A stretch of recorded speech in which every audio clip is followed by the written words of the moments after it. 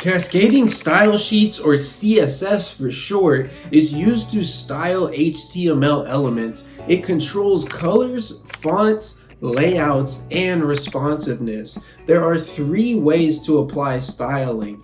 Inline, by applying styles directly to an HTML element using the style attribute. Internally, by including the styles within a style element inside the head section of your HTML document. But the best practice for applying styling is to use an external styles.css file placed inside a styles folder. You can then link this style sheet to your HTML document by using the link element within the head section, keeping the HTML and CSS separate. Selectors target HTML elements and apply styles. The styles are placed within curly braces following the selector. You can target elements directly with their tag name. An ID can be added to an HTML element with the ID attribute. Then in your style sheet, you can target it by using the pound or hashtag symbol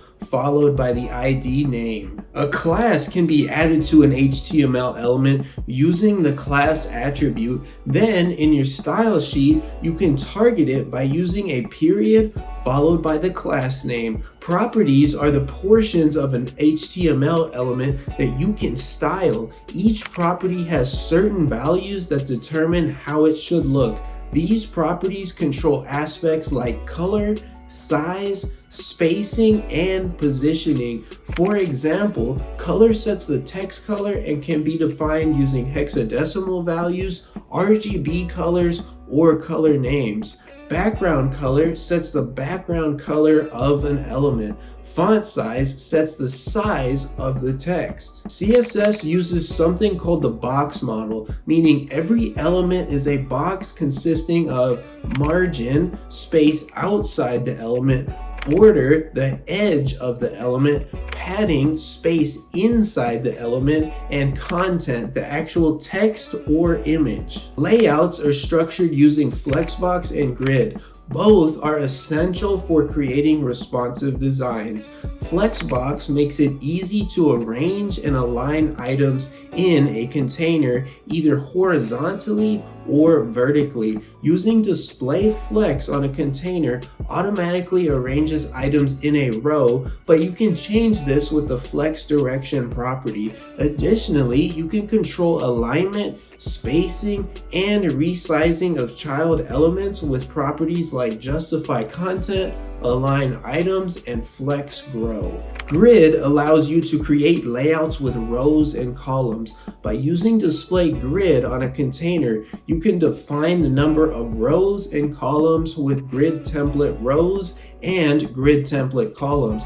It's great for designing responsive product and item displays. Units control the size and spacing of elements, while pixels provide fixed measurements. They can be challenging for responsive design. Relative units like rems and percents are often preferred because they adjust dynamically based on the viewport or parent element, making it easier to create flexible, responsive layouts. Media queries allow you to apply different styles based on the device's width. By using max width, styles are applied at or below that size, while min width applies styles at or above that size. They help adjust the layout for various screen sizes, ensuring a responsive and quality design across all devices. Animations and transitions allow you to create smooth, dynamic changes in element properties over time. Transitions enable you to apply a change when an element's state changes, such as on hover or focus, while animations allow for more complex, continuous changes. Now it's time to go try it out for yourself. Utilize CSS to apply styling to some HTML elements and see what you can come up with. If you're looking for a more in-depth tutorial, check out this video up top, and I'll also link it down below in the description. Reach out to me through the comments if you have any questions or need any help.